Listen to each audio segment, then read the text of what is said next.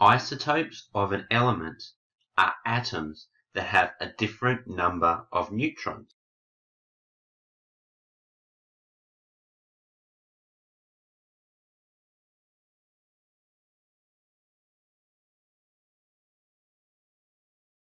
They must of course have the same number of protons, otherwise they wouldn't be the same element. But isotopes have a different number of neutrons. Iso means the same, and tope, also the Greek word topos, means place. So same place. What that means is that they occupy the same place on the periodic table. Why? Because they're the same element. They have the same number of protons. What's different though is the number of neutrons. So let's look at carbon.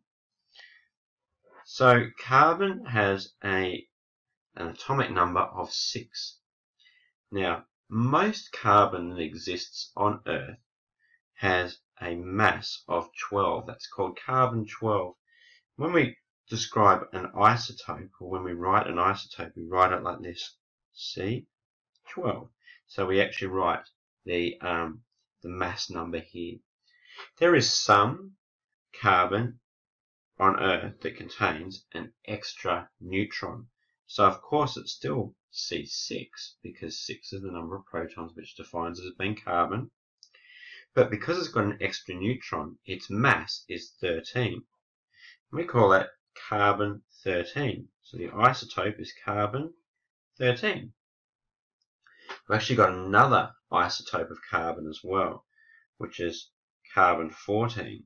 So again, it's still got 6 protons, but because it's got an extra neutron, it's carbon-14. So we express that like this, carbon-14.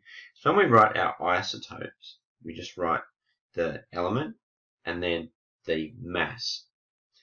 So carbon-12 has obviously 6 protons and it's got 6 neutrons. Carbon-13 has got 6 protons and 7 neutrons. And carbon-14 has got 8 neutrons. So carbon-14 is heavier, and it's actually what we call a radioisotope.